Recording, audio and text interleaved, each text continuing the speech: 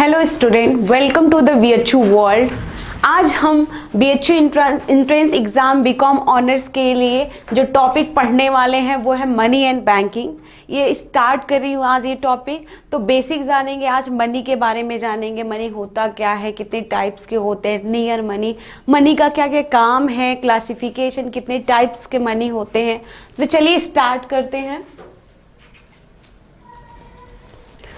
सबसे पहले मेरे दिमाग में जो आता है, मैं हमेशा से बोलती हूँ कि money is the blood of business. अरे तो मनी होता है खून, तो होता क्या है मनी, पहले इसके बारे में जानते हैं। तो मनी एंड बैंकिंग, यही पूरा हमारे क्या है, एक वाइड टॉपिक है, जिसको बोल सकते हैं वास्ट टॉपिक है, जो आपके एंट्रेंस एग्जाम में 15 क्वेश्चन पूछे जाएंगे मनी एंड बैंकिंग से। तो स्टार्ट करते हैं। मनी एक्चुअली में होता क्या है? Anything that function as a medium of exchange, store of value और standard of deferred payment। Money कुछ भी जिससे हम कुछ खरीद सकते हैं, जिसको सेव करके रख सकते हैं और जिसका लोन पे कर सकते हैं, वो क्या होता है? वो मनी होता है। कोई भी चीज़, तो कोई भी चीज़ में थोड़ी ना कोई भी चीज़ आ सकता है। आप कहेंगे मैम कमोडिटी तो पहले बार्टर सिस्टम यूज़ होता था, वो मनी नहीं है। नहीं, जिसका एक लीगल टेंडर हो, जनरल एक्सेप्टेबिलिटी हो, ड्यूरेबिलिटी हो, इसके बारे में भी हम बात करेंगे कि मनी के फीचर्स क्या होते हैं, क्यों मनी को एक जनरल एक्सेप्टेबिलिटी मिलती है। तो चलिए फिलहाल मीनिंग पे ध्यान देते हैं। एनीथिंग, कुछ भी जो मीडियम ऑफ एक्सचेंज का काम करे, उसके वैल्यू को स्टोर कर सके, यूनिट ऑफ अकाउंट और स्टैंडर्ड ऑफ डेफर्ड पेमेंट का वर्क करे, उसको क्या बोलते हैं? मनी बोलते हैं। अब ये तो हो गया जनरल डिफिनीशन।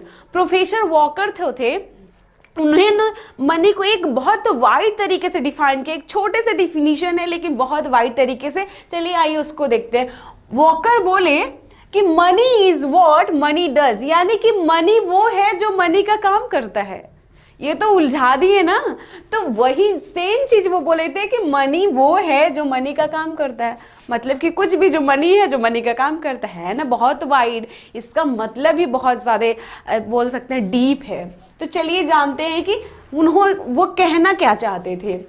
उन्होंने ये बोला कि कोई भी चीज़ मनी में आएगा जो कि मनी के कार्य को करे, यानी कि कुछ भी मनी के अंडर में आ जाएगा जो मनी का काम करे। जैसे कि चेक हो गया, हुंडी हो गया, बिल ऑफ एक्सचेंज हो गया, मतलब कुछ भी जो मनी का वर्क करे उसको क्या बोलते हैं? प्रोफेसर वॉकर के वर्ड में मनी बोलते हैं, यानी कि money is what money does. आप सोचेंगे हम यहाँ पे मनी एंड बैंकिंग में किसी प्रोफेसर का, किसी इकोनॉमिस्ट का डिफिनीशन क्यों उठा रहे हैं? क्योंकि ये डिफिनीशन दे देगा और पूछेगा ये डिफिनीशन किसके द्वारा दिया गया है, किसके वर्ड्स में कहा गया है। इसीलिए ये डिफिनीशन प्रीवियस ईयर के क्वेश्चन पेपर में पूछे जा चुके हैं, ठीक, कि वॉकर वर्ड में क्या है। या फिर पूछ देगा ये स्टेटमेंट पूछ देगा व्हाट इज मनी, यानी कि money is what money does, who said. तो कौन कहा था? वॉकर कहे थे, प्रोफेसर वॉकर। अब बात करते हैं रॉबर्टसन की। प्रोफेसर वॉकर तो कह the money is what money does, यानी कि मनी कुछ भी हो सकता है जो उसका काम करे। अब रॉबर्टस बोले कि commodity which is use to donate anything which is widely accepted in the payment of goods और in discharge of other business obligation. कह रहे कोई भी कमोडिटी, ठीक है, जो कि कुछ भी डिनोट करने के लिए यूज हो, जैसे कि वाइडली एक्सेप्टेड हो, गुड्स खरीदे उसका पेमेंट में काम आए, या फिर कोई ऑब्लिगेशन हो उसको डिस्चार्ज कर दे, यानी कि उसको पेमेंट करने के काम आए, तो उसको क्या बोलेंगे? मनी बोलेंगे। रॉबर्टसन का कुल मिला जुला के इतना था कि कुछ भी जो वाइडली एक्सेप्टेड हो, साथ ही साथ किसी चीज की पेमेंट करने के लिए काम आए, और हम अपने बिजनेस ऑब्लिगेशन यानी कि लायबिलिटी को, जो हमारे बर्डन है, उसको क्या कर सके? हल्का कर सके। ऐसे चीज को उन्होंने क्या बोला है? मनी बोला है। तो ये दोनों डिफिनीशन आपके एग्जाम पॉइंट से बहुत इंपॉर्टेंट है। ये स्टेटमेंट दे देगा, फिर पूछेगा किसके वर्ड का है, किसने इसको रिफर्ड किया था, ठीक। तो प्रोफेसर वॉकर का क्या था? Money is what money does. Robertson का क्या था? Commodity which is use to donate anything which is widely acceptable for payment of goods और in discharge of other business obligation. ये तो बात हो गई दोनों की डिफिनेशन। अलग अलग इकोनॉमिस्ट अलग अलग तरीके से मनी को डिफाइन किए, उनमें से जो एक जनरल डेफिनेशन बन के आया वो ये है कि anything which is the state declare as money is money. उसमें जो कॉमन डिफिनेशन निकल के आया कि मनी वो है जिसको हमारे स्टेट डिक्लेयर कर दे कि ये मनी है, बात खत्म। यानी कि जनरल एक्सेप्टेबिलिटी के अलावा क्या हो, लीगल टेंडर भी हो। क्या? क्योंकि स्टेट डिक्लेयर कर रहे हैं ना कि ये मनी है, मतलब कि मनी है। ये तो हो गई कॉमन। मनी होता क्या है प्रोफेसर वॉकर के वर्ड में, रॉबर्टसन के वर्ड में, और अलग एक जनरल जो डिफिनीशन उसके बारे में बात की है। अब हम बात करेंगे मनी से रिलेटेड कुछ जोड़े टॉपिक, जैसे करेंसी और मनी को हम एक ही चीज मान लेते हैं, नियर मनी को एक ही चीज मान लेते हैं, तो उसके बारे में एक थोड़ा क्लियर ऑफ थॉट रखेंगे, क्योंकि इससे क्या है क्वेश्चन पूछे जाते हैं ना कि करेंसी दे देगा, उसमें से पूछेगा इसमें से कौन सा करेंसी में नहीं आता है, या फिर मनी दे देगा, मनी और करेंसी का एक डिफरेंस दे देगा कि क्या इन दोनों में से कौन एक मनी और करेंसी का डिफरेंस नहीं है। तो इसके लिए आपको बेसिक नॉलेज होना जरूरी है करेंसी और मनी का। करेंसी होता क्या है? जो टर्म करेंसी है इसमें मेटेलिक कॉइन के साथ क्या क्या आता है, पेपर नोट्स भी आता है। यानी कि करेंसी में क्या आता है, पेपर नोट्स के साथ साथ मेटेलिक कॉइन भी आता है। करेंसी क्या है, एक लीगल टेंडर है, और साथ साथ में हमारे क्या है, हमारी कंट्री में इस समय जो सर्कुलेशन में है वो क्या है, करेंसी है। ठीक, तो मेन चीज आपको करेंसी में बस इतना याद रखना है कि मेटेलिक कॉइन के साथ साथ पेपर नोट्स भी इंक्लूड करता है, उसके साथ साथ ये लीगल टेंडर है, और प्रेजेंटली मार्केट में सर्कुलेशन में क्या है, करेंसी है। अब बात करते हैं मनी की। जो करेंसी होता है वो मनी के अंदर आता है, यानी कि मनी क्या है, ज्यादा वाइड है और करेंसी क्या है, नैरो है। क्योंकि मनी में सिर्फ मेटेलिक क्वाइन और पेपर नोट्स नहीं आते, उसके साथ साथ डिमांड डिपॉजिट आते हैं जो कि बैंक से रिलेटेड होते हैं, या फिर कोई भी डिपॉजिट ले सकते हैं जो कि मनी के अंदर आते हैं। ठीक, तो करेंसी में क्या आते थे, सिर्फ मेटेलिक क्वाइन और पेपर नोट्स आते थे, लेकिन मनी में क्या है, मेटेलिक क्वाइन के साथ पेपर नोट्स के साथ साथ डिपॉजिट्स आएंगे, यानी कि डिमांड डिपॉजिट आएंगे। इसीलिए हम कह सकते हैं कि all currency is money. Currency सारे क्या है, मनी हो सकते हैं, लेकिन सारे मनी करेंसी हो सकते नहीं हो सकते, बिल्कुल नहीं हो सकते। क्योंकि करेंसी में मेटेलिक कॉइन और पेपर नोट्स बस होता है, लेकिन मनी में मेटेलिक कॉइन के साथ पेपर नोट्स के साथ क्या होता है, डिमांड डिपॉजिट होता है। तो ये होता है बेसिक क्लियर ऑफ थॉट, जो कि आपको दिमाग में रखना है कि इन दोनों में क्या डिफरेंस है। इसीलिए बोल सकते हैं कि all currency is money but all money is not currency. चलिए, ये तो हो गया करेंसी और मनी। अब बात करेंगे मनी और नियर मनी। दोनों तो बोलने में साथ सही लग रहा है, सेम ही लग रहा है, लेकिन इसका कुछ इकोनॉमिकल डिफरेंसेस होते हैं जो कि हम जानेंगे, क्योंकि एग्जाम पॉइंट ऑफ व्यू से क्या है, इंपॉर्टेंट है। इससे प्रीवियस ईयर क्वेश्चन आ चुके हैं। चलिए स्टार्ट करते हैं। मनी, जैसे मैंने बताया, मनी में क्या क्या आता है, पेपर करेंसी के साथ, कॉइन के साथ क्या क्या आते हैं, डिमांड डिपॉजिट और कॉमर्शियल बैंक आते हैं। डन। मनी में क्या आते हैं, मेटल कॉइन के साथ, पेपर करेंसी के साथ, और क्या क्या आते हैं, डिमांड डिपॉजिट भी आते हैं। मनी क्या है, सब्स्टिट्यूट है, एक डायरेक्ट सब्स्टिट्यूट से जिससे हम कुछ भी क्या कर सकते हैं, खरीद सकते हैं, किसी भी चीज पर हम स्पेंड कर सकते हैं। मनी को कर सकते हैं, बिल्कुल कर सकते हैं। ठीक है, मनी क्या है, पेपर कॉइन के पेपर नोट्स के साथ कॉइन, डिमांड डिपॉजिट, ये तीनों इन्वॉल्व होता है। मनी क्या है, एक डायरेक्ट सब्स्टिट्यूट है जिसको हम क्या कर सकते हैं, डायरेक्ट हियरिंग पे स्पेंड कर सकते हैं। डन, ये हो गया मनी। अब नियर मनी जानेंगे, मनी में और नियर मनी में क्या डिफरेंस है फिर जानेंगे। नियर मनी वो मनी होता है, यानी कि असेट्स होता है जो मनी का काम करे, मतलब कि एग्जैक्ट वो मनी नहीं होगा, लेकिन वो लिक्विडिटी फॉर्म में होगा कि हम कभी भी उसको मनी में कन्वर्ट कर सकते हैं। यानी कि नियर मनी असेट से रिलेटेड है, ऐसे एसेट से रिलेटेड है जो कि मनी के कैरेक्टरिस्टिक को क्या करते हैं, फॉलो करते हैं, यानी कि इनमें भी मनी की कैरेक्टरिस्टिक होती है।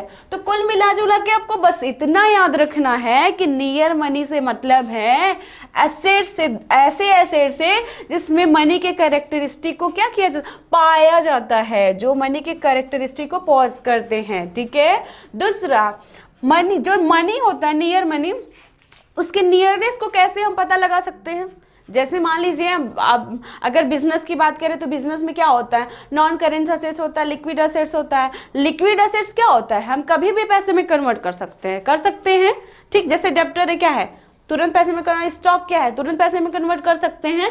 तो कुछ एसेट्स ऐसे होते हैं जो बहुत इजीली लिक्विडिटी फॉर्म में कन्वर्ट हो सकते हैं, हो जाते हैं। तो ऐसे एसेट्स को क्या बोलते हैं, नियर मनी बोलते हैं, यानी कि ये डायरेक्ट मनी के फॉर्म में नहीं होते हैं, ये एसेट्स के फॉर्म में होते हैं और इसको हम मनी के फॉर्म में इजीली कन्वर्ट कर सकते हैं, ठीक। और ये डिपेंड करता है कि कितना डिग्री है उनके लिक्विडिटी का, कितना परसेंट जो असेट्स है उसका जो लिक्विडिटी डिग्री है कितना परसेंट है। हाई लिक्विडिटी होगा तो जल्दी कन्वर्ट हो जाएगा, लो लिक्विडिटी होगा तो थोड़ा टाइम लगेगा कन्वर्ट होने में। तो ये बेसिक हो गया डिफरेंस मनी और नियर मनी में। मनी में कुछ भी जो पेपर करेंसी हो, कॉइन, डिमांड डिपॉजिट, और ये डायरेक्ट सब्स्टिट्यूट बनता है।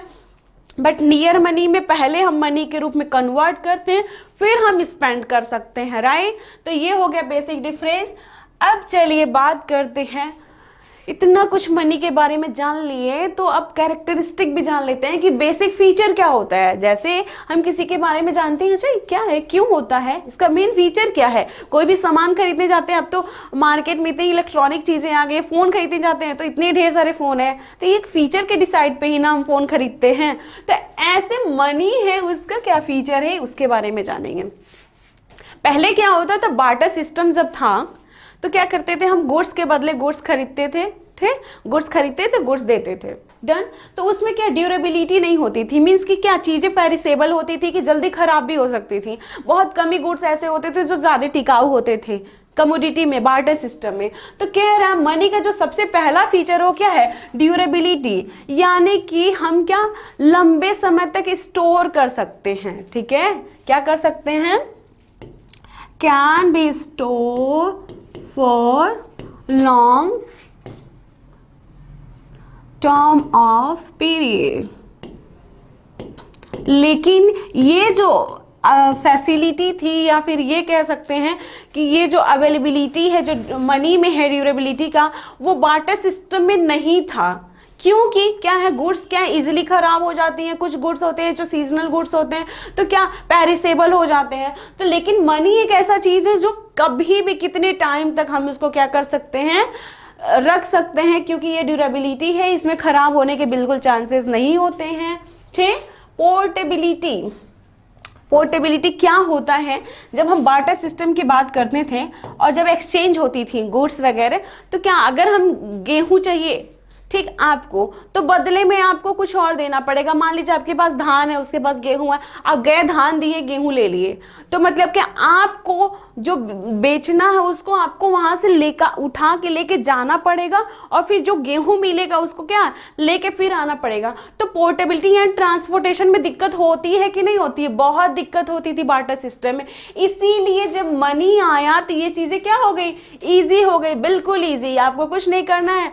क्या होता है, बिल्कुल ना के बराबर हल्का होता है, ठीक। तो क्या कर सकते हैं, इसको इजीली हम एक दूसरे से, एक जगह से दूसरे जगह पोर्ट कर सकते हैं, ठीक, ताकि हम अपनी ट्रांजैक्शन को, चीजों को खरीद सकें, ठीक है। कैन बी इजीली ट्रांसफर और port from one place to another.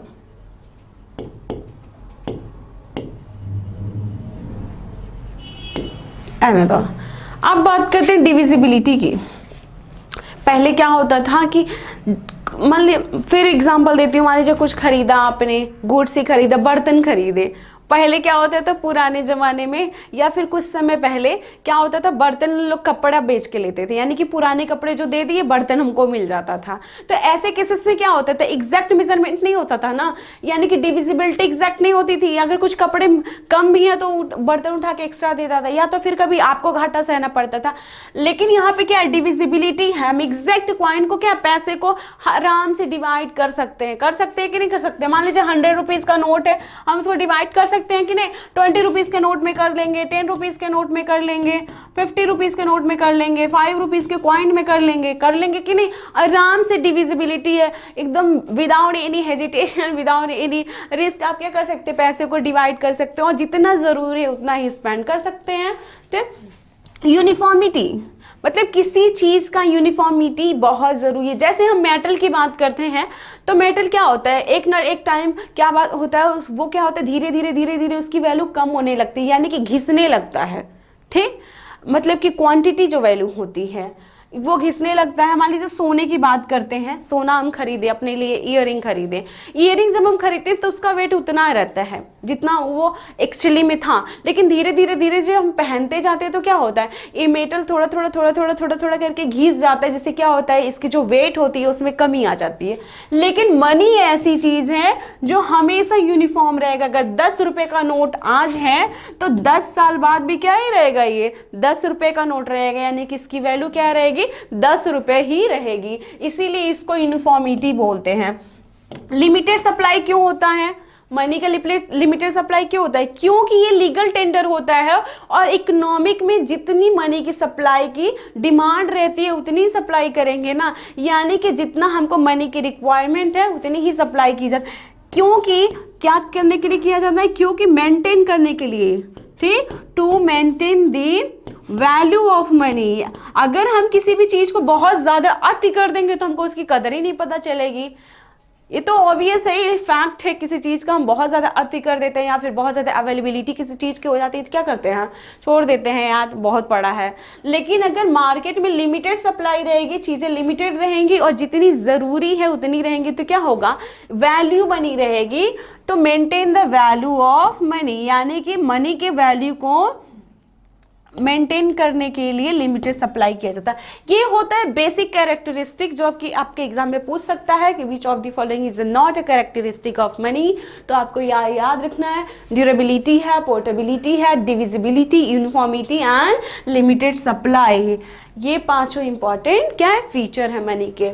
चलिए अब बात करते हैं फंक्शन। मनी पढ़ लिए, मनी का फीचर पढ़ लिए, अब बात करते हैं फंक्शन, क्या क्या काम होता है, पैसे का यूज क्यों करते हैं, कुछ काम है तभी ना। आजकल तो बिना काम के हम कोई काम नहीं करते हैं, ठीक है, बिना मतलब के बोल सकते हैं। तो फंक्शन ऑफ मनी बात करते हैं, यानी कि मनी के क्या क्या कार्य होते हैं। मनी का जो कार्य होता है वो बेसिकली 3 चीजों में डिवाइड किया गया है इकोनॉमिक्स टर्म में। मेन फंक्शन, यानी कि जिसको हम प्राइमरी फंक्शन बोलते हैं, क्या बोलते हैं, प्राइमरी फंक्शन, जिसको ओरिजिनल फंक्शन बोलते हैं। ओरिजिनल फंक्शन यानी कि ये बेसिक फंक्शन है मनी के, जो कि होना ही होना है। उसके बाद आती है सेकेंडरी फंक्शन, जो कि उतना जरूरी नहीं है जितना कि प्राइमरी जरूरी है, ठीक। उसके सेकेंडरी फंक्शन में बेसिक चीजें हैं कि आप क्या क्या कर सकते हैं। उसके बाद कॉन्टिजेंट एंड अदर फंक्शन, इसके मेन फंक्शन सेकेंडरी फंक्शन के अलावा भी मनी के, आजकल तो मनी के हर जगह पैसा ही सब कुछ है, मतलब आप समझ सकते हैं कितना काम है पैसे का।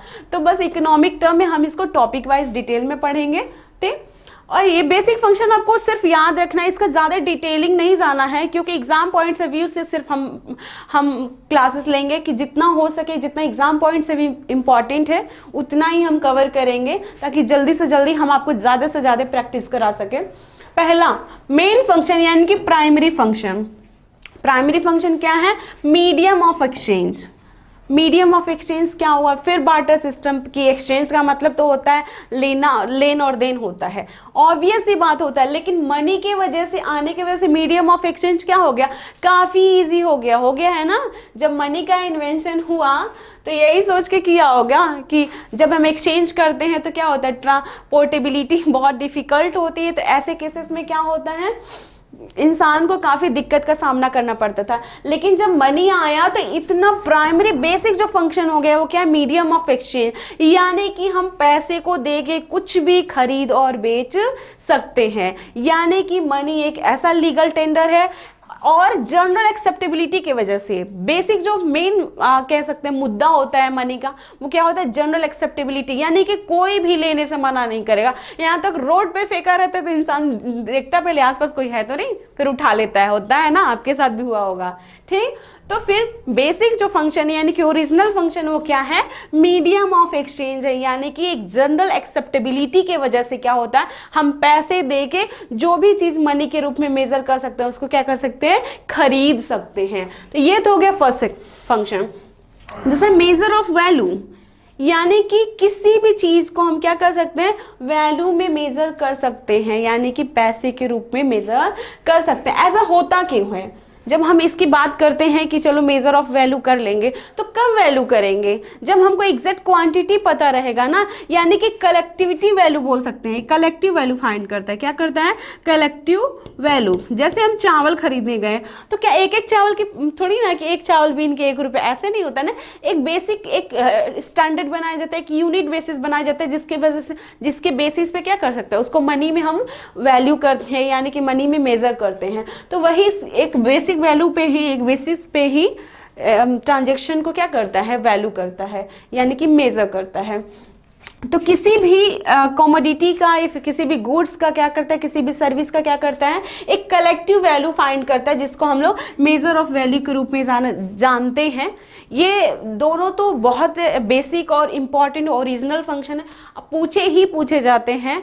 अब इसके अलावा जो सेकेंडरी फंक्शन की बात करते हैं, ये इतने इंपॉर्टेंट नहीं है जितने की ओरिजिनल फंक्शन है, क्योंकि ये क्या है, मेन फंक्शन है। इसी को सोच में मनी का इन्वेंशन किया गया। दूसरी चीज secondary function, standard of deferred payment. Deferred payment क्या होता है? ऐसे होता क्या है कि हम लोन वगैरह ले लेते हैं या फिर बोरोइंग लेते थे पुराने ज़माने में, तो क्या एग्जैक्ट हम नहीं फाइंड आउट कर पाते थे कि कितना, मान लीजिए हम किसी से कुछ उधार ले रहे हैं, पैसे उधार ले रहे हैं, पैसे तो पुराने ज़माने में होता नहीं था। तो बार्टर सिस्टम में क्या है, अगर धान उधार ले रहे हैं तो बदले में क्या देना है, एक एग्जैक्ट मेजरमेंट नहीं हो पाता था, और कितना देना है, उस पर कितना सूद जोड़ के देना है, एग्जैक्ट कैलकुलेशन नहीं हो पाता था। तो मनी जब आया तो ईजिली क्या कर सकते हैं, लोन को हम पेमेंट कर सकते हैं, यानी कि जितना भी हमारा लेंडिंग प्रोसेस है, बोरोइंग प्रोसेस है, वो क्या है, मनी की वजह से हो जाता है। इसीलिए उसको स्टैंडर्ड ऑफ डिफर्ड पेमेंट बोलते हैं। दूसरा, स्टोर ऑफ परचेजिंग पावर। पहले क्या है कि हम सेविंग नहीं कर पाते थे, अगर करना भी रहता था तो कमोडिटी के रूप में करते थे, जो पेरिसेबल होता था, बहुत इजीली क्या होता था, ज़्यादा लंबे समय पर रखने की वजह से क्या हो जाता था, खराब हो जाता था। ऐसे सिचुएशन में हम इसको स्टोर कर पाना बहुत ज़्यादा डिफिकल्ट हो जाता था। तो इसीलिए जब मनी आया तो क्या कर सकते हैं, आराम से सेविंग कर सकते हैं, यानी कि अपनी परचेजिंग पावर को आराम से सेव कर सकते हैं, फिर जब हम चाहें तो उसको खर्च कर सकते हैं। इसीलिए इसको बोलते हैं store of purchasing power. Third, means of transferring purchasing power. पहले क्या था, पोर्टेबिलिटी, मैंने बताया ना, बहुत डिफिकल्ट प्रोसेस। हाँ, अभी क्या है, किसी को पैसा ट्रांसफ़र करना है, अभी तो डिजिटल आ गया है, इंडिया फटाक से 1 सेकेंड में हो जाता है, लेकिन उस समय नहीं था। तो क्या, फिर भी हम बहुत आसानी से किसी को 10 रुपये चाहिए तो आराम से 10 रुपये का नोट उठा के दे देते थे। लेकिन अगर उस 10 रुपये का क्वांटिटी में कन्वर्ट करना है कमोडिटी में, तो क्या काफ़ी डिफिकल्ट है ना कि 10 रुपये का धान उठा के दो किसी को। तो ठीक है, ट्रांसफ़र करने में क्या है, बहुत ईजी हो गया। तो ये हो गया बेसिक 3 सेकेंडरी फंक्शन, जिसमें था standard of deferred payment, store of purchasing power, transfer of purchasing power. इसमें आपको ज़्यादा डिटेल में जाने की ज़रूरत नहीं है, बस आपको बेसिक फंक्शन के नेम याद रखना है कि कौन कौन से बेसिक फंक्शन है। बाकी सब आपको इजीली आ जाएगा, क्योंकि एग्ज़ाम में बस आपके वो दे देगा optional question, multiple choice question, जिसमें आपको ये बेसिक फंक्शन के बारे में ही पूछेगा। क्योंकि मैंने प्रीवियस ईयर के क्वेश्चन पेपर देखे हैं, उसी के बेसिस पे मैं नोट्स तैयार किए हैं आपके लिए। तो इसीलिए जितना मैं बोल रही हूँ उतना ज़रूर फॉलो करिए। अब सेकेंडरी फंक्शन के अलावा आ जाता है कॉन्टिजेंट एंड अदर फंक्शन। मतलब इसके अलावा भी पैसे के बहुत काम है, काम ही काम है पैसे के। चलिए, बेसिस ऑफ क्रेडिट, यानी कि लोन लेने के लिए, उधार देने के लिए क्या चाहिए, पैसे चाहिए ना। Facility distribution of social income, हमारा इनकम किस रूप में मिलता है, पैसे के रूप में मिलता है, यानी कि जितने भी इनकम डिस्ट्रीब्यूट हो जाते हैं वो एक मेज़र करके ही ना वो डिस्ट्रीब्यूट किया जाता है, और वो मेजरमेंट किस में होता है, मनी के रूप में होता है। Help to equalise marginal utility and marginal productivity. Marginal utility and marginal productivity के टॉपिक है जिसके बारे में हम पढ़ेंगे। लेकिन अभी फिलहाल क्या होता है, एक प्रोफेसर उन्होंने बोला था कि जब हम मार्जिनल प्रोडक्टिविटी या मार्जिनल यूटिलिटी तभी जानेंगे जब एक अमाउंट या कुछ अमाउंट को अलग अलग चीज़ों पे इन्वेस्ट करें और सबका एक सेटिस्फैक्ट्री पाएं, तब हमारा marginal utility is equal to marginal productivity होता है। तो ऐसे केसेस में ये उसके लिए भी हेल्प करता है। डन।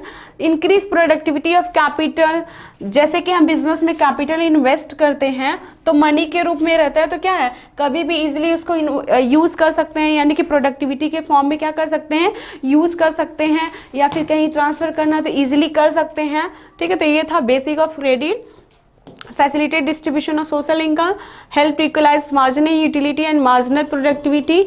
चौथा, increase productivity of capital. Fifth, help to maintain repayment capacity, यानी कि आप किसी से अगर उधार लिए हो तो आराम से रीपेमेंट कर सकते हो, इसमें तो कुछ समझने वाली चीज़ें नहीं है, बहुत ईजी है, बस आपको दिमाग में रखना है चीज़ें। रिप्रेजेंटिंग जनरलाइज परचेजिंग पावर, आपकी परचेजिंग पावर को एक्सप्रेस करता है। Give liquidity to capital, obvious सी बात है, क्योंकि कैपिटल क्या होता है, कभी कभी एसेट्स के रूप में होता है, कभी कभी कैश के रूप में होता है। अगर कैश के रूप में है तो क्या एसेट्स के रूप में है तो भी लिक्विडिटी है, ऐसा कोई नहीं है कि लिक्विडिटी नहीं है, बट अगर कैश के रूप में है तो ज़्यादा लिक्विडिटी होता है, यानी कि उसका लिक्विडिटी का जो डिग्री होता है वो काफ़ी हायर होता है। तो ये हो गया फंक्शन ऑफ मनी, जिसमें था main function, secondary function, contingent function.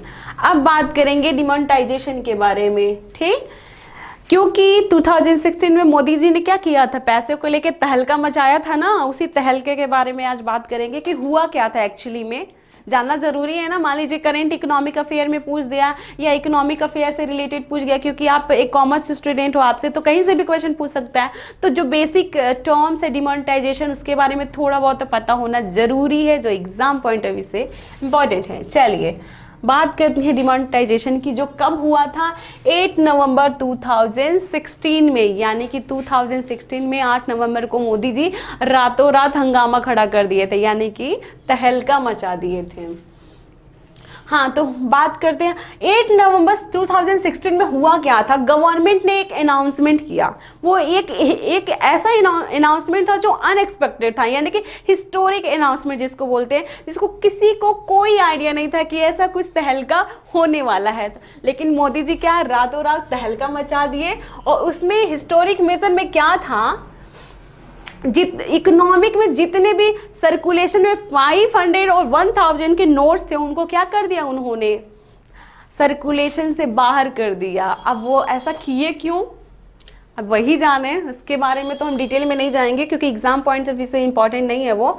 फिलहाल 8 नवंबर 2016 को गवर्नमेंट ने अनाउंस किया, एक हिस्टोरिक मोमेंट था वो। उसमें उन्होंने ये बताया कि जो लार्जेस्ट डिमोनेटाइजेशन नोट है, यानी कि उस समय क्या था, 500 1000 का नोट चलता था पुराने वाला, उसको क्या कर दिया, डिमोनेटाइज कर दिया गया। इसका मतलब, इसका इमीडिएट इफेक्ट ये हुआ कि अब कोई भी 500 और 1000 का रुपया एक्सेप्ट नहीं करेगा पेमेंट के रूप में, यानी कि मना कर दिया गया, बंद कर दिया गया, सर्कुलेशन से बाहर कर दिया गया।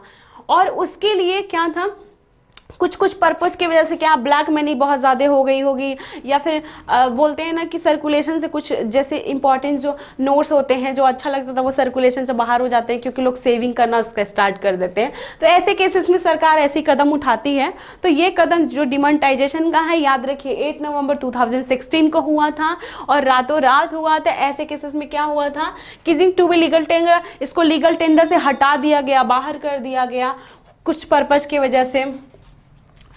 फिर हुआ क्या, मतलब जो मास्टर स्ट्रोक था ये था कि 86% जो कैश थे सर्कुलेशन से, वो क्या हो गए, वो बाहर हो गए। और उनको करना क्या था, ऐसे नोट्स को क्या करना था, 30 दिसंबर 2016 से पहले आपको जितने भी कंसर्न बैंक है उसमें जाके आप डिपॉजिट कर सकते हो, एक्सचेंज कर सकते हो नोट को। कब तक था, 30 दिसंबर 2016, यानी कि 8 नवंबर को डिमोनेटाइजेशन हुआ 2016 में, और फिर कब तक हम एक्सचेंज कर सकते थे, 30 दिसंबर 2016 तक। तो ये हो गया बेसिक नॉलेज डिमोनेटाइजेशन के बारे में, जिससे आपसे क्वेश्चन पूछा जा सकता है, ऐसा जरूरी नहीं है पूछेगा, बस आपको पता होना चाहिए अगर इकोनॉमिक्स पढ़ रहे हो, मनी एंड बैंकिंग पढ़ रहे हो, क्योंकि ये क्या है, मनी का एक इंपॉर्टेंट एस्पेक्ट है जो कि 2016 में हुआ था रातों रात। तो ये था। अब बात करते हैं क्लासिफिकेशन, पूछता है ना क्वेश्चन में,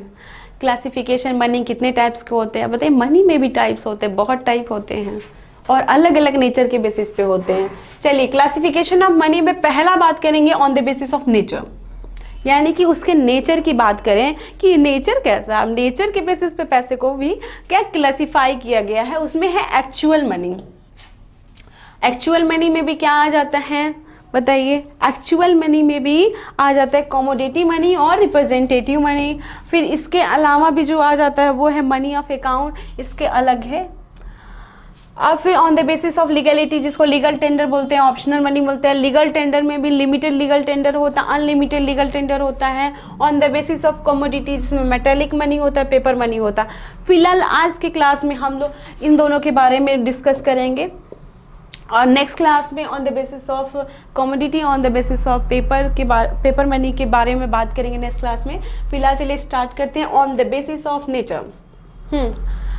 क्लासिफिकेशन यानी कि on the basis of nature, यानी कि मनी का जो नेचर है यानी कि फीचर है, उसके हिसाब से मनी को दो कैरेक्टरिस्टिक में यानी कि दो वैरायटी में बांटा गया। फर्स्ट क्या है, actual money.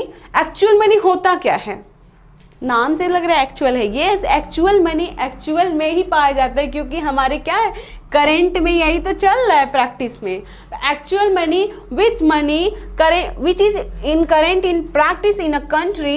Actual money is the medium of exchange as well as the basis of deferred payment. यानी कि एक्चुअल मनी वो मनी होता है जो करेंट में चल रहा है, एक्सचेंज मीडियम ऑफ एक्सचेंज के काम आए, और दूसरी चीज डिफर्ड पेमेंट के लिए एक बेसिस बने, तो उसको एक्चुअल मनी कहते हैं। एक्चुअल मनी होता क्या है, एक्चुअल मनी को हम क्या परचेजिंग पावर के रूप में स्टोर कर सकते हैं, और साथ साथ इसको क्या ये लीगल टेंडर तो होता है, ऑब्वियस सी बात है, लीगल टेंडर तभी तो प्रैक्टिस में चल रहा है, सर्कुलेशन में चल रहा है। जनरल एक्सेप्टेबिलिटी है, ऑब्वियस सी बात है, ठीक। तो ये बेसिक टर्म याद रखना है कि एक्चुअल मनी होता क्या है। एक्चुअल मनी करेंट प्रैक्टिस में चल रहा है और मीडियम ऑफ एक्सचेंज के रूप में काम करता है, as well as deferred payment का बेसिस है, परचेजिंग पावर स्टोर कर सकते हैं, ये लीगल टेंडर होता है, जनरल एक्सेप्टेबिलिटी होती है, ठीक। ये हो गया एक्चुअल मनी। एक्चुअल मनी में भी हम बात करेंगे, लेकिन उसके पहले हम मनी ऑफ अकाउंट के बारे में पढ़ लेते हैं। हाँ, मनी ऑफ अकाउंट होता क्या है, ऐसे मनी जिसको हम अकाउंट उसका बैंक में अकाउंट सेपरेट मेंटेन करें, ऐसे मनी को मनी ऑफ अकाउंट कहते हैं, जो अलग अलग डिफरेंट में होता है, अलग अलग टाइप में होता है, उसके बारे में बात करेंगे। मनी ऑफ अकाउंट मतलब ऐसे मनी, ऐसे टर्म जिसको अकाउंट मेंटेन किया जाए कंट्री में, उसको क्या बोलते हैं, मनी ऑफ अकाउंट। यानी कि ऐसे मनी से मतलब ये है कि जिसका हम अपने देश में अकाउंट मेंटेन करते हैं, वो मनी ऑफ अकाउंट हो जाता है। किस फॉर्म में कर सकते हैं, magnitude of loan, prices, purchasing power, ETC all are express in term of money of account. Loan को एक्सप्रेस कर सकते हैं, जो भी प्राइजेस हैं उसको हम क्या मनी ऑफ अकाउंट के रूप में एक्सप्रेस कर सकते हैं कि नहीं, ऑब्वियस सी बातें कर सकते हैं। और परचेजिंग ऑफ पावर क्या है, अकाउंट में स्टोर कर सकते हैं, ठीक। तो ये हो गया मनी ऑफ अकाउंट। प्रोफेसर बेहनस बोले थे कि एक्चुअली मनी यानी कि एक्चुअल मनी और मनी ऑफ अकाउंट ये जो बेसिक यूनिट ऑफ करेंसी होता है ये है। यानी कि प्रोफेसर बेहनस ने बोले थे, ये स्टेटमेंट याद कर लीजिएगा कि उन्होंने क्या बोला था, actual money and money of account as the unit of currency and unit of account. यानी कि यूनिट ऑफ करेंसी और यूनिट ऑफ अकाउंट कौन है, एक्चुअल मनी और मनी ऑफ अकाउंट है। ये बेसिक आपको टर्मिनोलॉजी दिमाग में रखना है, क्योंकि ज़्यादा डीप में जाने की ज़रूरत नहीं है, जितना डीप में जाएंगे उतना टाइम कंज्यूम, जो कि इंपॉर्टेंट नहीं है। हम बोलते हैं ना स्टडी करो बट स्मार्ट स्टडी करो, तो ये आपको स्मार्ट स्टडी के लिए बनाया गया है, जिस कि आपका इजीली एंट्रेंस क्वालिफाई हो जाओ और 15 क्वेश्चन आप अटेंड कर पाओ। एक्चुअल मनी के बारे में जान लिए हम लोग, मनी ऑफ अकाउंट के बारे में जान लिए। अब एक्चुअल मनी को भी जेम्स केन्स ने क्या किया था, कैटेगराइज किया था दो तरीके से, ठीक। पहला है कमोडिटी मनी, दूसरा है रिप्रेजेंटेटिव मनी। पहले बात कर लेते हैं कमोडिटी मनी की कि होता क्या है कमोडिटी मनी, ठीक है। It is invariable made of certain metal, ठीक है। ये सर्टेन मेटल से बना होता है जिसका फेस वैल्यू और इंट्रिंसिक वैल्यू क्या होता है, इक्वल होता है, इसीलिए इसको फुल बॉडी मनी बोलते हैं। और ये मीडियम ऑफ एक्सचेंज के साथ साथ परचेजिंग पावर को भी स्टोर करता है। बस इतना तो सबको सिंपल लॉजिक याद करना है, ठीक है। क्या, invariable made of certain metal, ठीक। दूसरा, इसकी face value intrinsic value equal होती है, इसीलिए इसको फुल बॉडी मनी बोलते हैं। ये मीडियम ऑफ एक्सचेंज के साथ साथ क्या करता है, परचेजिंग पावर को भी स्टोर करता है। काम खत्म, बस इतना बेसिक चीजें हैं आपको दिमाग में रखना। नेक्स्ट बात करेंगे रिप्रेजेंटेटिव मनी के बारे में। रिप्रेजेंटेटिव मनी होता क्या, आपको नाम से पता चल रहा है कि रिप्रेजेंट करना पड़ता है, ठीक। तो it is that money which is circulation as serve as the medium of exchange but purchasing power can not be store. ऐसा क्या है कि परचेजिंग पावर स्टोर नहीं कर सकते, लेकिन फिर भी एक्चुअल मनी है, ठीक। यानी कि एक ऐसा मनी जो कि सर्कुलेशन में तो है, ठीक, मीडियम ऑफ एक्सचेंज के भी बात करता है, लेकिन इसके पावर को स्टोर नहीं कर सकते किस फॉर्म में, मनी के फॉर्म में। क्यों? क्योंकि ये अलग अलग फॉर्म में होता है, यानी कि रिप्रेजेंट करता है किसी अलग फॉर्म में। अब उसके बारे में भी बात करेंगे। फिर उसको रिप्रेजेंटेटिव मनी को भी दो कैटेगरी में डिवाइड कर दिया कि कन्वर्टिबल मनी है, दूसरा क्या है, इनकन्वर्टिबल मनी। यानी कि इसको एक को कन्वर्ट कर सकते हैं, दूसरे को नहीं कन्वर्ट कर सकते हैं। यानी कि रिप्रेजेंटेटिव में भी दो टाइप के हैं। पहले कन्वर्टिबिलिटी की बात करते हैं। Paper money which the issuing authority is under obligation to convert the commodity money. यानी कि रिप्रेजेंटेटिव मनी को हम कमोडिटी मनी में कन्वर्ट करने का एक लीगल ऑब्लिगेशन हो, तो ऐसे मनी को क्या बोलते हैं, कन्वर्टिबल मनी बोलते हैं। यानी कि रिप्रेजेंटेटिव में भी कन्वर्टिबल है, जिसको इजीली कमोडिटी मनी में कन्वर्ट कर सकते हैं एक अंडर ऑब्लिगेशन के थ्रू। बट नॉ इनकन्वर्टिबिलिटी में क्या होता है, इसमें हम क्या रिप्रेजेंटेटिव मनी को हम कमोडिटी मनी में कन्वर्ट नहीं कर सकते, क्योंकि इसका कोई सर्टेन ऑब्लिगेशंस नहीं होता है। बस आपको इतना ध्यान रखना है कि रिप्रेजेंटेटिव मनी होता क्या है, ये सर्कुलेशन में है, मीडियम ऑफ एक्सचेंज का काम करता है। उसके साथ साथ हम क्या करते हैं, इसकी परचेजिंग पावर को स्टोर नहीं कर सकते। बस तीन चीजें याद करना, सर्कुलेशन में है, मीडियम ऑफ एक्सचेंज है, लेकिन इसके परचेजिंग पावर को स्टोर नहीं कर सकते। रिप्रेजेंटेटिव मनी भी दो टाइप्स के होते हैं, कौन कौन से, convertible money, inconvertible money. Convertible money जो एक अंडर ऑब्लिगेशन के थ्रू क्या कर सकते हैं, कमोडिटी मनी में कन्वर्ट कर सके, और इनकन्वर्टिबल पेपर मनी जो कि अंडर ऑब्लिगेशन के थ्रू इसको कन्वर्ट ना कर सके। अब बात करते हैं लीगल, यानी कि on the basis classification of money on the basis of legality, यानी कि लीगलिटी के बेसिस पे बात करेंगे। चलिए अब इसके बारे में बात कर रहे हैं तो जान लेते हैं लीगल होता क्या है। यानी कि लीगल टेंडर होना चाहिए, यानी कि स्टेट गवर्नमेंट यानी कि होल गवर्नमेंट क्या हो, एक अथॉरिटी हो। अभी तो गवर्नर का साइन होता है ना अथॉरिटी देने के लिए, जिस नोट पे गवर्नर का साइन नहीं हो क्या है, इनवैलिड हो जाएगा नोट, क्योंकि साइन ही नहीं है अथॉरिटी का। तो इसीलिए classification of money on the base of legality पढ़ते हैं। इसमें क्या होता है, लीगल टेंडर मनी होता है, ऑप्शनल मनी होता है। लीगल टेंडर मनी में भी लिमिटेड लीगल होता है, अनलिमिटेड लीगल होता है। ऑप्शनल मनी में क्या होता है, cheque, hundis, bill of exchange, bills receivable, bills payable, कुछ भी हो सकता है। डन। चलिए अब पढ़ते हैं। लीगल टेंडर मनी ये ऐसा मनी होता है जो कि जनरल एक्सेप्टेबिलिटी होती है इसकी, ठीक है, is acceptable as a means of payment both by the government as well as people. यानी कि लीगल टेंडर मनी एक ऐसा मनी है जो जनरल एक्सेप्टेबिलिटी पे काम करता है, और ये पेमेंट के रूप में यूज किया जाता है गवर्नमेंट के द्वारा भी और लोगों के द्वारा भी, ठीक। This money has a legal sanction behind it. इस मनी के पीछे क्या है, एक लीगल अथॉरिटी क्या है, मेंशन है, साइंड की गई है, ठीक। No one can refuse to accept the means of payment. और जो लीगल टेंडर मनी है उसको कोई भी लेने से मना नहीं कर सकता है, क्योंकि क्या है, इसके पीछे गवर्नमेंट का क्या है, अथॉरिटी साइंड की हुई है ना, साइन किया रहता है ना गवर्नर का, इसीलिए ये क्या लीगल टेंडर होता है। मतलब आपको लीगल टेंडर मनी में बस इतना याद रखना है कि एक्सेप्टेबल है किसके द्वारा, मींस ऑफ पेमेंट के लिए किसके द्वारा, गवर्नमेंट के द्वारा भी, लोगों के द्वारा भी, ठीक। दूसरा, इसका लीगल सैंक्शन है इसके पीछे, और कोई इस पैसे को लेने से मना नहीं कर सकता। लेकिन लीगल टेंडर की बात करते हैं, मान लीजिए आपके पास खूब ढेर सारा कॉइन है, इतना कॉइन है, अब लेके जा रहे हो, भैया घर दे दो, इतना इतना कॉइन लेके, कब तक वो गिनेगा। तो इसमें भी लीगल टेंडर मनी में भी क्या होता है, लिमिटेड लीगल टेंडर होता है, अनलिमिटेड लीगल टेंडर होता है। यानी कि लीगल टेंडर मनी को भी दो तरीके से क्लासिफाइड किया गया, पहला लीगल टेंडर मनी और अनलिमिटेड, लिमिटेड लीगल टेंडर और अनलिमिटेड लीगल टेंडर। चलिए बात कर लेते हैं कि होता क्या है।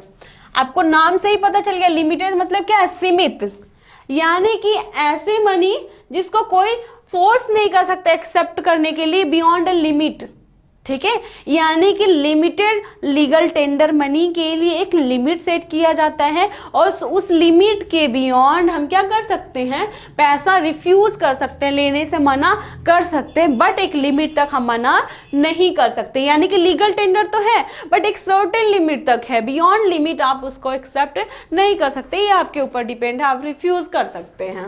The maximum limit is fixed by the government. मान लीजिए अभी जनरली क्या चल रहा है, 10 रुपीज़ का कॉइन, 5 रुपीज़ का कॉइन, 2 रुपीज़ का कॉइन, ठीक है, 25 पैसे का कॉइन, ठीक। हम टोटल क्या मैक्सिमम 25 रुपीज़ तक एक्सेप्टेबिलिटी है, गवर्नमेंट क्या है 25 रुपीज़ तक का जनरल एक्सेप्टेबिलिटी देती है, यानी कि हम 25 रुपीज़ तक दे सकते हैं दूसरे को और एक्सेप्ट कर सकता है, लेकिन बियॉन्ड लिमिट नहीं, बिल्कुल हम रिफ्यूज कर सकते हैं। अगर आप लेना चाहें तो ले सकते हैं बट आप रिफ्यूज करने का अधिकार है आपके पास। अब बात करते हैं अनलिमिटेड लीगल टेंडर की, यानी कि ये ऐसा मनी होता है जिसको कोई भी मना नहीं कर सकता, ठीक है, एक्सेप्ट करना ही करना पड़ेगा और कोई भी लिमिट नहीं है इसका, ठीक है, जितना आप देंगे उसको एक्सेप्ट करना पड़ेगा, क्योंकि ये क्या है अनलिमिटेड लीगल टेंडर, यानी कि इसका कोई लिमिट नहीं है, आपको एक्सेप्ट करना पड़ेगा, फोर्सफुली एक्सेप्ट करना पड़ेगा। पैसे कौन फोर्सफुली एक्सेप्ट करता है, सब तो लेना ही चाहते हैं, ठीक। तो ये हो गया लीगल टेंडर में limited legal tender, unlimited legal tender. Limited legal tender में क्या आता है, एक लिमिट सेट किया जाता है, मैक्सिमम लिमिट, जिसमें आपको उतना आप फोर्सफुली उसके बियॉन्ड आप फोर्सफुली एक्सेप्ट नहीं कर सकते, उसके अंदर आप एक्सेप्ट कर सकते हैं, डन। इसका लिमिट जो होता है गवर्नमेंट डिसाइड करती है अनलिमिटेड लीगल टेंडर में कि ऐसा मनी जो कोई भी एक्सेप्ट कर ले, जनरल एक्सेप्टेबिलिटी होती है, अनलिमिटेड लीगल टेंडर होती है, यानी कि इसका कोई लिमिट नहीं होता है, इसीलिए अनलिमिटेड होता है। अब बात करते हैं ऑप्शनल मनी, यानी कि जब लीगलिटी की बात करते हैं तो क्या होता है, लीगल टेंडर होता है, एक ऑप्शनल मनी होता है। ऑप्शनल मनी की बात कर लेते हैं, एक ऐसा मनी होता है, ठीक है, orderly accepted by people, generally लोग क्या करते हैं एक्सेप्ट करते हैं बट इसका कोई लीगल सैंक्शन नहीं होता है। लीगल टेंडर में क्या था, एक लीगल सैंक्शन था, लीगल साइंस था, गवर्नमेंट का साइन था, ठीक है, एक लीगल टेंडर एक गवर्नमेंट डिसाइड करती है एक लिमिट, जिसके लिमिट में आप क्या कर सकते हो, लिमिटेड लीगल टेंडर को एक्सेप्ट कर सकते हो, था ना। लेकिन ऑप्शनल मनी में क्या है, ऑर्डरली एक्सेप्टेबल है लेकिन इसका कोई लीगल अथॉरिटी या लीगल साइन नहीं है, यानी कि also one can fix to accept this type of money against his wishes, यानी कि अगर आप चाहें तो एक्सेप्ट करेंगे, आपको कोई फोर्सफुली एक्सेप्ट नहीं करा सकता है, क्योंकि इसमें क्या है लीगल सैंक्शन बिल्कुल भी नहीं है। If the person paying his money enjoying his high credit in market everyone will readily accept it. जैसे क्या होता है, कभी कभी आपके पास बहुत ज़्यादा लोन हो जाता है या फिर आपको पैसे पेमेंट करने रहते हैं, तो हम क्या करते हैं, आपके पास चेक है तो चेक साइन करके दे सकते हैं, ठीक है, बॉन्ड साइन करके दे सकते हैं, आप कभी कभी हुंडी पे कोई चीज़ें दे सकते हैं, तो ऐसे चीज़ें ऑप्शनल मनी में आ जाती हैं। क्या है, यानी कि उतने वैल्यू का तो आप दे रहे हैं, ठीक है, लेकिन ऑप्शनल है, इजीली आप पैसे में डायरेक्ट कन्वर्ट नहीं कर सकते, इसका कोई लीगल टेंडर नहीं है, जनरल एक्सेप्टेबिलिटी नहीं है, आपकी इच्छा पे डिपेंड करता है कि आप एक्सेप्ट कर रहे हो या नहीं कर रहे हो, ठीक है। अगर ये एक्सेप्ट कोई पर्सन पे कर रहा है तो अपने लोन को कम वम करता है, तभी ऐसे ही केसेस में ऑप्शनल मनी का यूज किया जाता है। जनरली ये सर्कुलेशन उतना यूज नहीं किया जाता है, क्योंकि जिसके पास हायर लोन हो जाता है या फिर बर्डन हो जाता है, ऐसे केसेस में यूज करते हैं लोग। तो बेसिकली आपको याद क्या रखना है, लीगलिटी के बेसिस पे लीगल टेंडर में अनलिमिटेड लीगल टेंडर होता है, लिमिटेड लीगल टेंडर होता है, ये है ऑप्शनल मनी। ऑप्शनल मनी क्या होता है, जिसका एक ऑर्डिनरी पीपल के द्वारा एक्सेप्टेबल है बट इसका कोई लीगल सैंक्शन नहीं है, ठीक। तो अब सारा टॉपिक खत्म, मैंने बोला था ना 2 ही टॉपिक आज कवर करूंगी क्लासिफिकेशन ऑफ मनी में, ठीक। अब बात करते हैं उससे टॉपिक जितना मैं पढ़ाई उससे रिलेटेड मल्टीपल चॉइस क्वेश्चन, क्योंकि ये बहुत ज़्यादा ज़रूरी है। आप पढ़ते जाओ पढ़ते जाओ पढ़ते जाओ, प्रैक्टिस ही नहीं करोगे तो परफेक्ट कैसे बनोगे, क्योंकि प्रैक्टिस मेक्स मैन परफेक्ट। चलिए question first, money is what money does, कौन बोला था, स्टार्टिंग में मैंने बताया था, ठीक है, रॉबर्ट्स का और वॉकर का दोनों का डिफिनेशन मैंने बताया था कि आपको दिमाग में रखना है, क्योंकि इससे क्वेश्चन पूछे जाते हैं। तो money is what money does, money is what money does किसने बोला था, वॉकर ने बोला था, वॉकर ने ही ने बोला था, प्रोफेसर वॉकर ही ने बोला था कि मनी वो है जो मनी का काम करे। Second, direct exchange of goods again goods is called, जब गुड्स के बदले गुड्स, यानी कि गुड्स के बदले क्या सिर्फ गुड्स जा रहा है, तो ऐसे केसेस में क्या होगा, मनी होगा? नहीं यार, पैसे कहाँ देने कुछ खरीदने के लिए, चार्टर बिल्कुल नहीं, मनी तो बिल्कुल भी नहीं। बार्टर, बार्टर सिस्टम में क्या होता था, बार्टर सिस्टम में ही ना होता था, गुड्स के बदले गुड्स, यानी कि कमोडिटी के बदले कमोडिटी, यानी कि क्या हो जाएगा, option C is the right answer, barter system. Question third, what possesses general acceptability, इसमें से कौन सा ऐसा ऑप्शन है जिसका जनरल एक्सेप्टेबिलिटी है? बैंक ड्राफ्ट का है? नहीं है, ठीक। बिल ऑफ एक्सचेंज नहीं है, ठीक है। मनी, मनी क्या है, लीगल टेंडर है, जनरल एक्सेप्टेबिलिटी, कोई मना ही नहीं करेगा लेने के लिए। आप देख के देखो किसी को, कोई मना करेगा? बिल्कुल नहीं मना करेगा। तो ऐसे केसेस में क्या होता है, जनरल एक्सेप्टेबिलिटी की बात करते हैं तो मनी ही एक ऐसा चीज है जो लीगल टेंडर के साथ साथ क्या है, जनरल एक्सेप्टेबिलिटी है। बैंक ड्राफ्ट तो कोई भी मना कर सकता है कि नहीं यार हम नहीं लेंगे, पता नहीं ये काम करेगा कि नहीं करेगा। बिल्स ऑफ एक्सचेंज नहीं हो सकता, एक्सपायर हो गया हो, ड्यू डेट से बाद आया हो, तो ऐसे केसेस में क्या रिफ्यूज कर सकते हैं। लेकिन अगर कोई नोट दिखाएगा तो तुरंत हम क्या करेंगे, बिना कुछ पूछे पहले पैसा लेंगे फिर बाद में बात करेंगे, होता है ना। तो क्या है, जनरल एक्सेप्टेबिलिटी किसकी है, मनी की है, यानी कि money is the right answer, यानी कि option B is the right answer. Next question, which of the following is not near money. मैंने बताया था ना, मनी और नियर मनी क्या होता है। नियर मनी असेट्स होता है जिसको लिक्विडिटी में, यानी कि कमोडिटी मनी में उसको क्या कर सकते हैं, कन्वर्ट कर सकते हैं, यानी कि मनी में कन्वर्ट कर सकते हैं। तो क्या होता है, paper notes, treasury bill, bond, bill of exchange, ठीक है। इनमें से कौन सा नियर मनी नहीं है, ठीक है। ट्रेजरी बिल को आराम से कन्वर्ट कर सकते हैं, यानी कि है। बॉन्ड्स को कन्वर्ट कर सकते हैं, ऑब्वियस ही बात कन्वर्ट कर सकते हैं। बिल्स ऑफ एक्सचेंज को भी कन्वर्ट कर सकते हैं, क्या ये सारे क्या असेट्स है ना, इसको हम कन्वर्ट कर सकते हैं। लेकिन पेपर नोट क्या है, ये नियर मनी नहीं है, यानी कि answer A is the right answer, क्योंकि पेपर नोट को हम इजिली कन्वर्ट नहीं कर सकते, नियर मनी में नहीं आता है। For what function money is accepted as unit of account, किस फंक्शन की वजह से मनी को क्या किया जाता है, यूनिट ऑफ अकाउंट किया जाता है, क्यों? स्टोर ऑफ वैल्यू की वजह से, किसकी वजह से बताइए, मेजर ऑफ वैल्यू के वजह से। क्यों? मेजर ऑफ वैल्यू होता क्या है, यानी कि जितना हम वैल्यू कर रहे हैं और जितना मेजर कर रहे हैं उसको अकाउंट में स्टोर कर सकते हैं इजीली। मीडियम ऑफ एक्सचेंज तो एक अलग फंक्शन हो गया ना, कि इसमें बस एक्सचेंज की बात करता है। स्टैंडर्ड ऑफ डिफर्ड पेमेंट क्या है, हम लोन या चुकाने वगैरह के लिए यूज करते हैं deferred payment. Store of value कब करेंगे, जब हमारे पास परचेजिंग पावर के लिए स्टोर करने के लिए हो, तो परचेजिंग पावर तब ना स्टोर करेंगे, जब मेजर कर लेंगे तब ना स्टोर करेंगे। तो ऐसे केसेस में होता क्या है, जब यूनिट ऑफ अकाउंट की बात करते हैं तो काफी लोग कंफ्यूज हो जाते हैं। तो यूनिट ऑफ अकाउंट का मतलब ही होता है मेजर ऑफ वैल्यू, यानी कि जिस चीज को हम वैल्यू में मेजर कर सके तो उसी चीज को ना अकाउंट में मेंशन करेंगे। तो option A is the right answer, यानी कि मेजर ऑफ वैल्यू। इसमें काफ़ी लोग कंफ्यूज होते हैं, इसीलिए मैं बार बार बता रही हूँ कि यूनिट ऑफ अकाउंट का मतलब मेजर ऑफ वैल्यू, यानी कि ऑप्शन ए क्या है, सही उत्तर है। चलिए नेक्स्ट क्वेश्चन की बात करते हैं। Question number 6, money is the normal sense means money in normal sense, मतलब पैसे का मतलब क्या होता है। अगर नॉर्मल सेंस में बात करें तो मतलब क्या होता है पैसे का, करेंसी होता है, करेंसी तो होता है, ऑब्वियस सी बात है, ठीक। करेंसी एंड डिमांड डिपॉजिट कह सकते हैं, currency and all bank deposit, यानी कि या फिर ऑल लिक्विड एसेट्स। मैंने बताया था मनी का स्टार्टिंग में मनी क्या क्या होता है, करेंसी भी इन्वॉल्व करता है ना। उसके साथ साथ डिमांड डिपॉजिट मैंने बताया था, एकदम क्लियर वे में बताया था कि डिमांड डिपॉजिट और करेंसी दोनों मनी के अंदर आते हैं, यानी कि all money can be currency but all currency can not B money. मैंने बताया था ना स्टेटमेंट आपको, इसीलिए मैंने बोला जितना चीज़ें मैंने पढ़ाया टू दी पॉइंट पढ़ाया, उसमें आपको ना ज़्यादा पढ़ने की ज़रूरत है ना उससे कम पढ़ने की ज़रूरत है, बस उतने पॉइंट को फॉलो करिए, डेफिनेटली आपके क्वेश्चन मैच करेंगे। हाँ, तो मनी नॉर्मल सेंस में क्या होता है, करेंसी एंड डिमांड डिपॉजिट, यानी कि option B is the right answer, currency and demand deposit normal sense में माना जाता है पैसे का मतलब।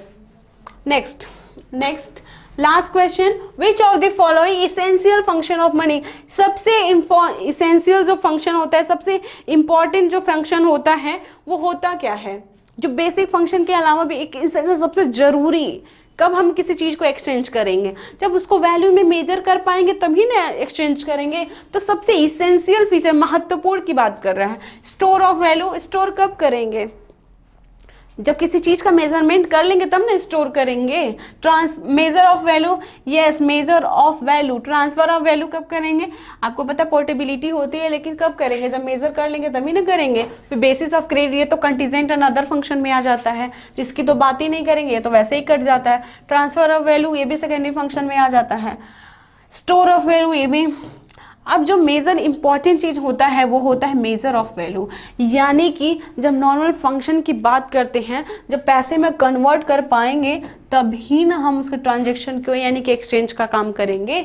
तो ऑप्शन बी यानी कि measurement of value is the right answer. ये तो हो गए आपके साथ मल्टीपल चॉइस क्वेश्चन जो इस टॉपिक से रिलेटेड है, यानी कि जो बेसिक मनी होता है, नियर मनी होता है, फंक्शंस ऑफ मनी। कल हम क्लासिफिकेशन का और डिटेल में पढ़ेंगे नेक्स्ट क्लास में, उसके साथ क्लासिफिकेशन से रिलेटेड जितने भी मल्टीपल चॉइस क्वेश्चन होते हैं टॉपिक वाइज कवर करेंगे। तो मिलते हैं नेक्स्ट क्लास में, तब तक प्रैक्टिस करिए।